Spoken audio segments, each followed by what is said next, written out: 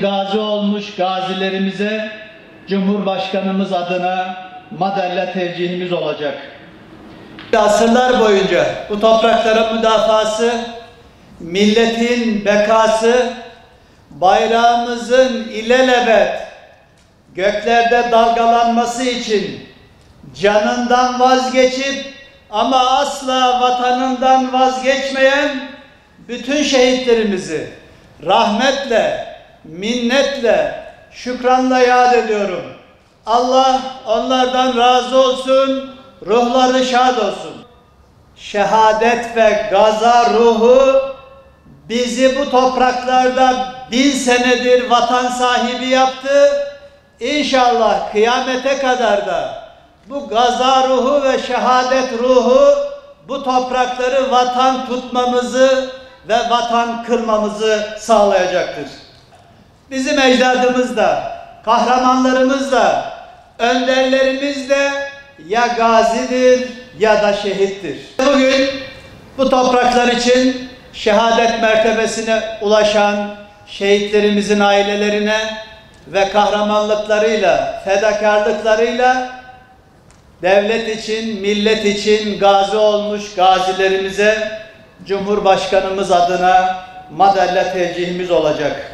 Şehit anneleri bilsinler ki onlar da bize şehitlerimizin emanetidirler. Biz onlara devlet olarak, millet olarak, vatandaş olarak şehitlerimizin emaneti olarak bakıyoruz ve bakmaya da devam edeceğiz. Her sene 19 Eylül Gaziler Günü öncesinde Cumhurbaşkanlığımız tarafından vilayetlerimize gönderilen Devlet Övünç Madalyası tevcih törenleri yapıyoruz. Sayın Cumhurbaşkanımız adına il valileri olarak bizler şehit yakınlarımıza ve gazilerimize bu madalyaları tevcih ediyoruz. Tabii ki bu madalyaların maddi değeri belki yoktur ama manevi değeri, bu milletin gönlündeki yeri çok önemlidir. Hoş geldin.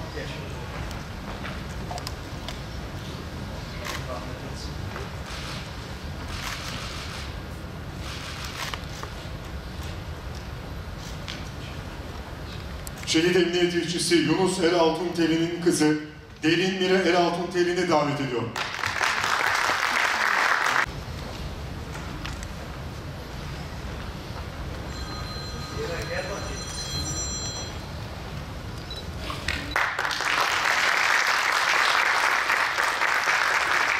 Şehit uzman onbaşı Bilal Dicle'nin babası Adnan Dicle'yi davet ediyorum.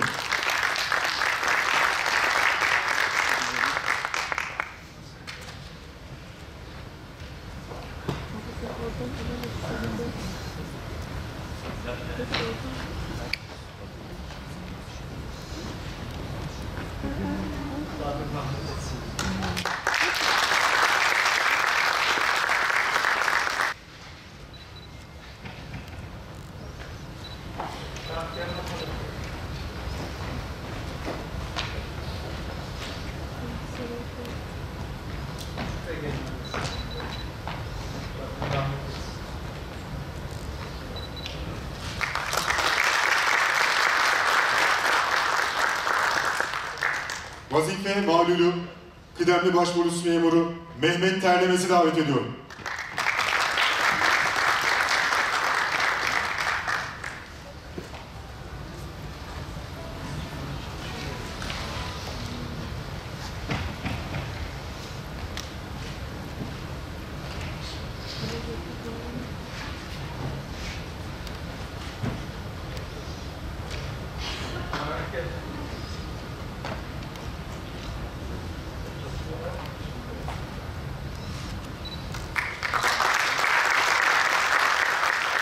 Vazife malum polis memuru Murat Demir'i davet ediyorum.